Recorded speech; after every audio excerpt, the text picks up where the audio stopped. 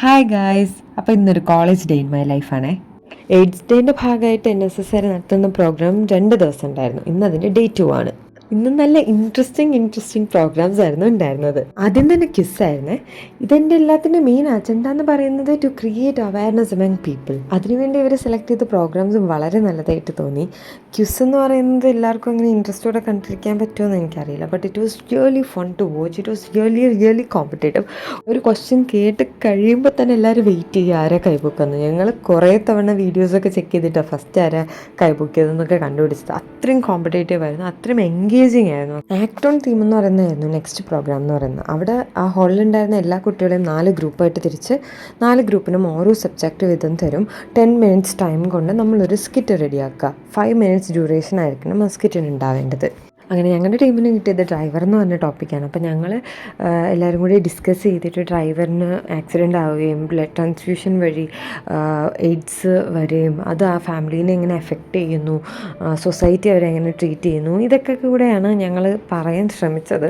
പക്ഷെ ടൈം വളരെ ലിമിറ്റഡ് ആയിരുന്നു. ഞങ്ങൾ ഉള്ളത് വെച്ച് തട്ടി കൂട്ടുക ചെയ്തിട്ടുണ്ടായിരുന്നത്. പക്ഷേ എനിക്കത് വളരെ സ്പെഷ്യലായിരുന്നു. എൻ്റെ ഓർമ്മയിൽ ഞാനങ്ങനെ സ്റ്റേജിൽ പോയിട്ടൊരു സ്കിറ്റൊന്നും പെർഫോം ചെയ്തിട്ടില്ല. സ്കിറ്റ് കഴിഞ്ഞ് എല്ലാവരുടെ അഭിപ്രായം കേട്ടപ്പോൾ അതിലേറെ സന്തോഷമായി.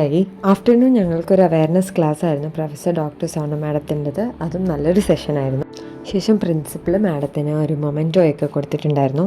ഇനിയാണ് നമ്മുടെ മെയിൻ പരിപാടി, സമ്മാനദാന ചടങ്ങ്. കിറ്റിനാർക്കാ പ്രൈസ് കിട്ടിയതെന്ന് നിങ്ങൾക്ക് അറിയണ്ടേ? എൻ്റെ തള്ളലൊക്കെ കേൾക്കുമ്പോൾ നിങ്ങൾ വിചാരിക്കും ഞങ്ങളുടെ ടീമിനാണ് കിട്ടിയതെന്ന്. പക്ഷേ അല്ല, ആ കിട്ടിയ ആളുകളെയാണ് കേട്ടോ നിങ്ങളിപ്പോൾ കണ്ടുകൊണ്ടിരിക്കുന്നത്. സാരല്ല, നമുക്കടുത്ത് പിടിക്കാം. അങ്ങനെ അവർക്കുള്ള ക്യാഷ് പ്രൈസൊക്കെ കൊടുത്തു.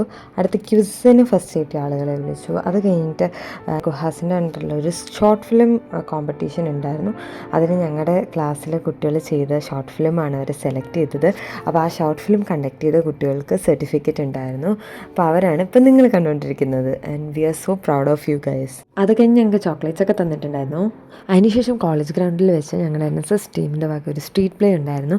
അങ്ങനെ അതിന് കാണാൻ വേണ്ടി ഞങ്ങൾ വെയിറ്റ് ചെയ്ത് നിൽക്കുമായിരുന്നു. അങ്ങനെ അതും കണ്ടു. വളരെ നല്ല രീതിയിൽ വെൽ എക്സിക്യൂട്ടഡ് ആയിട്ട് ചെയ്ത ഒരു സ്ട്രീറ്റ് പ്ലേ ആയിരുന്നു. It was really beautiful. കോളേജിൽ വന്നിട്ട് ഇന്നൊരു ഡിഫറെൻറ്റ് ഡേ ആയിരുന്നു. അതുകൊണ്ടാണ് ഞാൻ നിങ്ങളുമായിട്ടുള്ള ഷെയർ ചെയ്യാമെന്ന് വിചാരിച്ചത്. Hope you all liked it. See you soon in the next video. Until then this is your Pathu signing off. By.